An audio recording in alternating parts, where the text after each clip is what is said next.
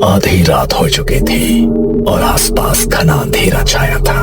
एक टूटे हुए खंडहर के बीच हवन कुंड की आग सुलग रही थी और उसके सामने बैठा था अघोरम, जो था गांव का सबसे सिद्ध पुजारी। उसके सामने एक मूर्ति रखी थी जिसका शरीर इंसान का था, सिर किसी भैंस जैसा था और पेट में आग की भट्टी थी। ओम छर छर मोल गाय नमः, ओम छर छर मोल गाय नमः, ओम छर छर मोल गाय नमः। जैसे ही अघोरम ने मंत्र पूरा करके हवन कुंड में राख डाली और एक छोटे से शिशु को सामने रखी मूर्ति के पेट की ओर उछाल दिया। जैसे ही बालक उस भट्टी में पहुंचा, एकाएक वहां से आग की लपटें धधकने लगी और मूर्ति की आंखों से तेज लाल प्रकाश निकलता नजर आने लगा। और ये नजारा देख अघोरम जोर जोर से हंसने लगा।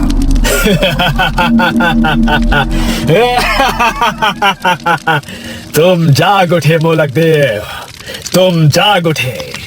अब सब मंगल ही मंगल होगा। जंगल के अंधेरे को मूर्ति के पेट की आग ने रोशन कर दिया था। अगली सुबह सारे गांव में खबर फैल गई। सुना भैया, कल रात अघोरम ने मोलक देव को जगा दिया है। बलि स्वीकार हो गई है। लगता है अब ये फसलों की आग सूखा खत्म हो जाएगा। अरे ये किसी और के बस का काम था भी नहीं, ये सिर्फ अघोरम ही कर सकते हैं। तभी तो वो गांव के सबसे सिद्ध पुजारी माने जाते हैं। मुलक की सेवा में तनिक भी गलती हो जाए तो जान पर बनाती है, लेकिन अघोरम बाबा के रहते हमारे गांव का कभी अमंगल हो ही नहीं सकता। हाँ, लेकिन अब वही होगा जिसके लिए सारे गांव का दिल थर थर कांपता है। हर अमावस को बलि देनी होगी। अघोरम मोलक का सेवक था। कहते थे ये सिद्धि उन्हें विरासत में मिली थी। अगर मोलक देवता खुश हो जाए तो गांव में हरियाली होती थी, फसलें दोगुना लहलहाती थी, लोग बीमारियों से दूर रहते थे और घर में खुशियां लौट आती थी। और अगर देवता नाराज हो जाए तो सूखा, तरह तरह की बीमारियां और भूखमरी से गांव वाले बेहाल हो जाते थे। इसलिए अघोरम हर साल अपनी जान पर खेलकर वो हवन करता था, क्योंकि मोलक के भोग में हुई एक गलती, मतलब साधक की बलि। नहीं, मैं भूखी मरने को तैयार हूँ, बीमारी भी झेल लूंगी, लेकिन अपने बच्चे की बलि नहीं दूंगी। फसल में आग लगी तो लगी, मेरा बच्चा इसकी भरपाई क्यों करेगा? बात को समझो सरला, ये तुम्हारे बच्चे की बलि नहीं है, ये तो पूरे कबीले की रक्षा के लिए मोलक का प्रसाद बनेगा। गांव की रक्षा के लिए उसे सालों सालों तक याद रखा जाएगा। हर दिन पहला निवाला तेरे बेटे के नाम का निकालेंगे गांव वाले। मैंने कह दिया ना, मैं अपने बच्चे की बलि नहीं देने दूंगी, चाहे तो मेरी जान ले लो। नहीं, बलि तो बस एक बालक की ही होगी। देवता को चाहिए निर्मल मन, निष्पाप आत्मा। और इस धरती पर बच्चों से ज्यादा पवित्र कौन है? समय मत गंवाओ। जो समय पर मोलक को भोग ना मिला तो उसका कहर टूटेगा पूरे गांव पर। अच्छा, तो तुम ऐसा करो, अपने बेटे को भोग चढ़ा दो उस देवता को। गांव के लिए इतना तो कर ही सकते हो। सरला की बात सुनकर अघोरम को बहुत गुस्सा आता है, लेकिन वो कुछ कहता इसके पहले ही सरपंच चिल्ला पड़ता है। अगर अघोरम के वंशज को कुछ हो गया तो आने वाले समय में हमें मोलक देवता के क्रोध से कौन बचाएगा? मूर्ख औरत, तू पहली नहीं है जिसने अपने बच्चे की बलि दी है। इस बरस मोलक देवता ने तेरे लड़के को चुना है, इसलिए अपने आप को भाग्यशाली समझ और हट हमारे रास्ते से। सरला एक विधवा असहाय औरत थी। वो रोती बिलखती रह गई और गांव वाले उसके बच्चे को उससे छीन कर ले गए। उसे खंडहर की ही एक काल कोठरी में रखा गया। बच्चा एक कोने में डरा सहमा बैठा था, जब अचानक से दरवाजा खुला और बाहर की रोशनी अंदर आई। कौन? सामने से एक भारी डरावनी हंसी आई। मोलक देवता। अघोरम ने बच्चे को खाने को कुछ दिया और बच्चा वहीं पर बेहोश हो गया। थोड़ी देर बाद अघोरम उसे गोद में लेकर मोलक की मूर्ति के आगे बनाई गई एक चिता पर लिटा देता है और मूर्ति की तरफ देखकर बोलता है, अग्नि साक्षी बन, पवित्र आत्मा अर्पित है। इतना कहकर अघोरम बच्चे को मोलक की मूर्ति को समर्पित कर देता है। मूर्ति के पेट से तेज लपटें उठने लगती हैं। एक अजीब सा सन्नाटा पसर जाता है। रात का अंधेरा इतना गहरा था कि लगता था जैसे जंगल ने चांद को ही निकल लिया हो। अघोरम की सांसें तेज थी, उसकी आंखें अचानक लाल हुई और शरीर अकड़ने लगा। उसने किसी जानवर की तरह आसमान की ओर मुंह करके एक डरावनी आवाज निकाली और फिर मूर्ति की तरफ देखने लगा। अचानक पेट की भट्टी से राख हवा में उठने लगी, जैसे किसी अनदेखे चक्र में घूम रही हो। अघोरम ने अपना हाथ आगे बढ़ाया और सारी राख उसकी हथेली पर आकर ठहर गई। मेरी बलि पूरी हुई, अब मैं और भी शक्तिशाली हो गया हूँ। मूर्ख गांव वाले इतना भी नहीं समझते कि ये सूखा जली हुई फसलें और गांव की महामारी कोई देवता का श्राप नहीं है, ये इस अघोरम का षड्यंत्र है। देवता अघोरम देवता ही सबसे बड़ा देवता है। उसकी नसें उभारने लगी और आंखों के अंदर हल्की लाल चमक तैर गई। खंडहर की दीवारों पर उसकी परछाई 3 गुना बड़ी दिखाई देने लगी। राकेश ने देखा कि गांव के एक पुराने मंदिर में कुछ बच्चे खेल रहे हैं। उन्होंने जमीन पर मिट्टी से एक मूर्ति की आकृति बना रखी थी और एक बालक उसके ठीक सामने आंखें बंद किए किसी योगी की मुद्रा में बैठा हुआ था। अरे बच्चों, क्या खेल रहे हो? बलि का खेला। बच्चे की बात सुनकर राकेश चौंक जाता है। क्या क्या कहा? बलि का खेल? ये कैसा खेल हुआ भला? बाबा, पूरे गांव में महामारी फैल गई है, लोग मर रहे हैं, कुछ करो। देवता को प्रसाद अर्पण करना होगा। देव चाहे तो धन बल अनहोनी महामारी सब बदल सकते हैं। अमावस्या को छोटू की बलि देनी होगी, उससे देवता खुश होंगे।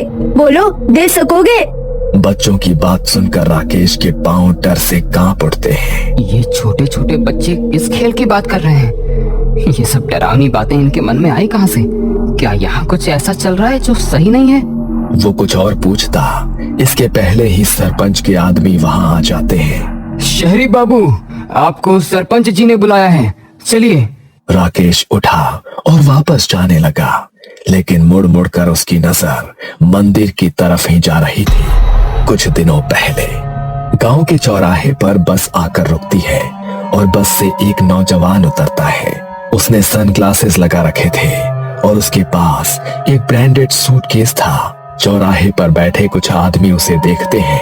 कहाँ बाबूजी, रास्ता भटक गए हो क्या? यहाँ गांव में कहाँ आ गए? रास्ता नहीं भटका हूँ, बिल्कुल ठीक जगह आया हूँ। अब जरा तू मुझे गांव के सरपंच के पास पहुँचा दे। तेरी साइकिल बहुत शानदार लग रही है, चल आज इसी की सवारी करते हैं। शहर से सूट बूट पहने जो अधिकारी गांव आया था, उसका नाम था राकेश। वो एक सरकारी अधिकारी था। सरकारी आदमी लगते हो बाबू, कौनो काम से आए हो या यूं ही गांव देखने चले आए? सरपंच जी से काहे मिलना चाहते हो? हाँ, जिला शिक्षा विभाग से आया हूँ। सुना है कि इस गांव में स्कूल में बच्चों की संख्या अचानक से कम हो रही थी। जब जवाब मांगा तो स्कूल में बच्चों ने आना छोड़ दिया और सरकार को स्कूल बंद करना पड़ा। अभी बेसिक शिक्षा विभाग ने अपनी रिपोर्ट बनाने के लिए मुझे भेजा है, कुछ समझे? राकेश की बात सुनकर भोलू ने अचानक से साइकिल रोक दी और चौंक कर पीछे देखने लगा। अरे क्या हुआ भाई, कोई भूत देख लिया क्या? जरा जल्दी करो, मुझे बहुत काम है। क्या तुम यहाँ जांच पड़ताल करने आए हो? हाँ, तो इसमें घबराने की क्या बात है? सरकारी योजनाएं ऐसे ही बंद थोड़ी होती हैं। घबराया हुआ भोलू फिर से साइकिल चलाने लगता है और इस बार वो जोर जोर से पैडल मार रहा था। राकेश ने कई गांव देखे थे, लेकिन ऐसा गांव पहली बार देख रहा था जहां रास्ते भर कोई बच्चा नहीं दिखाई दिया। हर गली में बस सन्नाटा छाया था। लो बाबू, आ गया सरपंच जी का घर, अब हम चलते हैं। धन्यवाद, फिर मिलेंगे। इतना कहकर राकेश अंदर चला गया, लेकिन भोलू राकेश को खड़ा होकर तब तक देखता रहा जब तक वो उसकी आंखों से ओझल नहीं हो गया। सरपंच को पता था कि कोई शहरी बाबू आने वाला है, लेकिन वो पहले से ही सतर्क था। आइए आइए बाबू साहब, बैठिए। बताइए, हम आपकी क्या सहायता कर सकते हैं? आपने बेकार ही यहाँ पहाड़ी तक आने की जहमत उठाई। सरपंच की बात सुनकर राकेश अपने बैग से निकाल कर एक फाइल खोलता है। सरपंच जी, ये मेरा काम है। स्कूल के रिकॉर्ड्स में शुरुआत में 75 बच्चे दर्ज थे, लेकिन धीरे धीरे गिनती घटने लगी और बाद में सिर्फ 19 ही बचे। जब जवाब मांगा गया तो बच्चों ने स्कूल जाना बंद कर दिया। ये कुछ अजीब बात नहीं है? राकेश की बात सुनकर सरपंच का गला डर से सूख जाता है। अब क्या करें बाबूजी, लोग अपने बच्चों को पढ़ाना ही नहीं चाहते। हमने तो बहुत कोशिश कर ली है, तभी तो आपको कह रहे थे कि बेकार यहाँ तक आने की जहमत उठाई आपने। ठीक है, तो एक बार मैं भी कोशिश कर लेता हूँ। राकेश की बात सुनकर सरपंच के चेहरे का रंग ही बदल जाता है। सरपंच समझाने की कोशिश करता है, लेकिन राकेश की जिद के आगे हार जाता है। शाम का समय था। राकेश गांव देखने का मन बनाकर निकलता है। गांव के सुनसान पड़े मंदिर से अचानक उसे कुछ बच्चों की आवाज सुनाई देती है और फिर उसे बच्चे बलि का खेल खेलते नजर आते हैं। क्या सोचने लगे साहब? चलिए जल्दी, सरपंच जी इंतजार कर रहे हैं। हाँ, आपको बताया नहीं किसी ने यहाँ दिन ढले बाहर निकलना मना है। ये शहर नहीं है बाबू, पहाड़ी गांव है। जंगली जानवर का शिकार बन जाओगे। राकेश बिना कुछ कहे उस आदमी के साथ चल रहा था। ढलती शाम में वो जगह और भी डरावनी लग रही थी, जैसे अंधेरा वहीं से जन्म लेता हो। तभी सरपंच का आदमी उसके सामने आकर खड़ा हो गया। काहे बाबू, बार बार उधर क्या देख रहे हैं? अरे बच्चे खेल रहे हैं, इसमें इतना घबराने की क्या बात? राकेश को उस आदमी की बात किसी चेतावनी से कम नहीं लगी। वो चुपचाप चलता रहा। सरपंच के घर पर पहुंचकर उसका सामना एक बाबा से होता है, जो किसी सन्यासी जैसा दिखाई पड़ रहा था। आइए साहब, ये हमारे गांव के सबसे सिद्ध पुजारी हैं। सोचा आपसे मिलवा देते हैं। अच्छा, सिद्ध? तो फिर कौन सी सिद्धि पा रखी है आपने? भाई हमने पोस्ट ग्रेजुएट किया है, यूपीएससी पास किया है, और आपने? आपकी सिद्धियों में कौन सी डिग्री होती है? अगर हमारी सिद्धि इतनी आसानी से सबको समझ आने लगे तो हम और आम लोग एक ही नहीं हो जाएंगे। हमारी सिद्धि को समझने के लिए अभी आपकी समझ बहुत छोटी है। जल मान लीजिए। अच्छा, लगता है कि आप अपने आप को बहुत खास समझते हैं। बोलते हुए अचानक राकेश के शब्द लड़खड़ाने लगे और उसका सर चकराने लगा। अच्छा, अब हम चलते हैं सरपंच जी, हमारा काम हो गया। मेहमान को आराम करवाइए, इनकी तबीयत ठीक नहीं लगती। अघोरम का ऐसा उठकर जाना और उसके शब्द राकेश को अजीब लगते हैं, लेकिन वो कुछ अच्छा महसूस नहीं कर रहा था, इसलिए चुप रहता है। उस रात राकेश को नींद नहीं आई। बार बार उसके दिमाग में बच्चों के शब्द गूंज रहे थे। बलि का खेल। थोड़ी देर बाद उसे मुश्किल से नींद आई। सपने में वो उसी मूर्ति के सामने खड़ा था जो उसने बच्चों को मिट्टी से बनाते देखा था। मूर्ति का चेहरा किसी बैल का था और शरीर इंसान का। उसके पेट में आग की भट्टी चल रही थी, जिससे निकल रही लपटें उसके चेहरे तक आ रही थी। अचानक उसकी नींद खुल गई। ये क्या था? ये कैसा डरावना सपना था? और वो कैसी अजीब सी मूर्ति थी? अभी तक धड़कनें तेज हैं। ये सब क्या हो रहा है मेरे साथ? राकेश उठकर बैठ गया। तभी छत से उसने देखा कि जंगल में खंडहर के बीचों बीच आग चल रही है। राकेश के दिमाग में अपना सपना घूम गया और बिना कुछ सोचे समझे वो नीचे उतरकर खंडहर की तरफ भागने लगा। राकेश खंडहर में पहुंचा तो सामने का नजारा देखकर हैरान रह गया। ये वही मूर्ति थी जो उसके सपने में आई थी, लेकिन राकेश ने तो पहले इसे कभी देखा ही नहीं था, तो फिर कैसे? ये सवाल उसके दिमाग में घूम रहा था। तभी उसकी नजर अघोरम पर पड़ी। अघोरम हवन कुंड के सामने बैठा था। उसकी आंखें बंद थी, लेकिन उसके होठ लगातार मंत्र बुदबुदा रहे थे। हवा बिल्कुल स्थिर थी, जैसे समय खुद ठहर गया हो। राकेश ने महसूस किया कि हवन की आग सामान्य नहीं थी, उसकी लपटें कुछ अलग सी थी। ये सब देखकर राकेश धीरे धीरे दबे पांव एक टूटी दीवार के पीछे छिप गया और तभी अघोरम ने बिना आंखें खोले कहा, छिपकर क्यों देख रहे हो सरकारी बाबू? अब यहाँ तक आ ही गए हो तो आओ, सामने आ जाओ। अघोरम की बात सुनकर राकेश का दिल जोर से धड़क उठा और वो धीरे से बाहर आया। ये सब क्या हो रहा है? यही आपकी सिद्धि पाने का राज है क्या? हर बात जानने की बहुत चाहत है आप में, लेकिन कुछ राज ऐसे होते हैं जिनसे दूर ही रहना चाहिए। तुम मुझे सीधा सीधा जवाब दो कि गांव के बच्चे कहाँ गायब हो रहे हैं? क्या ढोंग है ये? कैसा अंधविश्वास है? तुम मासूम गांव वालों को बेवकूफ बना रहे हो ना? अघोरम जोर से हंस पड़ा। उसकी हंसी बहुत डरावनी थी। तुम शहर वाले एक गलती करते हो। जो समझ नहीं आता उसे अंधविश्वास कह देते हो। ये कोई अंधविश्वास नहीं। अगर ये गांव आज भी जिंदा है तो सिर्फ मेरी वजह से। अघोरम धीरे धीरे खड़ा हुआ और आग अचानक तेज भड़क उठी। उसकी परछाई मूर्ति पर पड़ रही थी। अघोरम की आंखें अब पूरी तरह लाल दिख रही थी। मैं साधक हूँ। इन मासूम आत्माओं की ऊर्जा से मैं मृत्यु को भी रोक सकता हूँ। बीमारी, अकाल सब मेरे आगे झुकते हैं। बस फर्क इतना है कि ये मूर्ख लोग गांव वाले नहीं जानते कि ये मोलक कोई देवता नहीं, शैतान है। हाँ, शैतान को पूजता हूँ मैं, और उसी शैतान ने मुझे इतनी ताकत दी है कि मैं चाहूँ तो तुझे पल भर में मिटा दूं। मेरे ही कहने पर गांव के लोगों ने ईश्वर को पूजना छोड़ दिया। मोलक के प्रकोप के डर से गांव के हर घर शैतान की उपासना होती है। गांव का वो खाली खंडहर मंदिर देखा है ना तूने? मैं बनूंगा शैतान का असली उत्तराधिकारी। बस 7 बरस और इसके बाद मैं अमर हो जाऊंगा। अघोरम की बातें सुनकर राकेश का चेहरा पीला पड़ गया। दरिंदगी की भी एक सीमा होती है, लेकिन अपनी काली विद्या के लिए तुमने उस हद को भी पार कर दिया।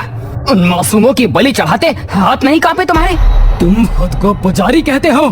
अरे तुम तो कातिल हो, कातिल।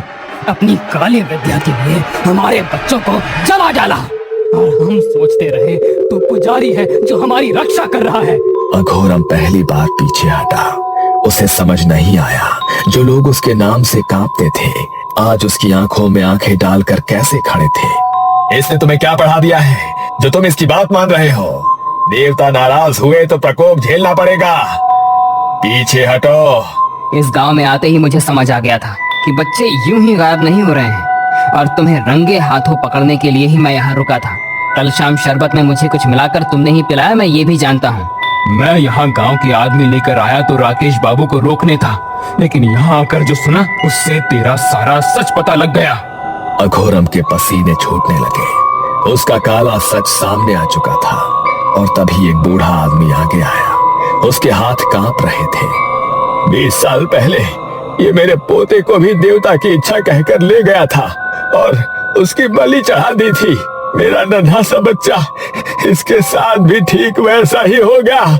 इसे इसी की जलाई आग में झोंक दो। अघोरम ने घबराकर भागना चाहा, लेकिन गांव वालों ने उसे जकड़ लिया।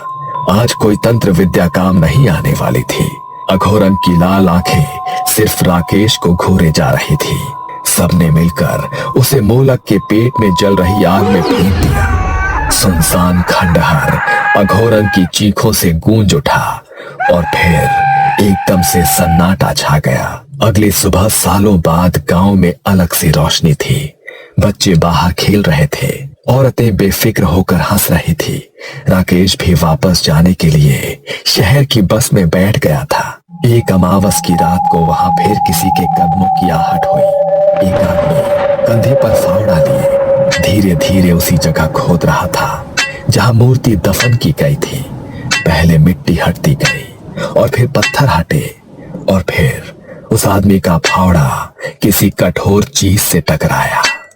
एक ठक की आवाज आई, और वो आदमी घुटनों के बल बैठ गया। उसने अब अपने हाथों से मिट्टी हटाई, और जैसे ही मूर्ति का सिर बाहर आया, उसके होठ पर एक मुस्कान फैल गई। पिताजी, वापस लौटने का समय आ गया है। आपकी साधना अधूरी नहीं रहेगी। जोर से बिजली चमकी, और एक पल के लिए उस आदमी का चेहरा रोशन हुआ। वही लाल आंखें, वही खतरनाक मुस्कान। वो कोई और नहीं बल्कि अघोरम का बेटा था।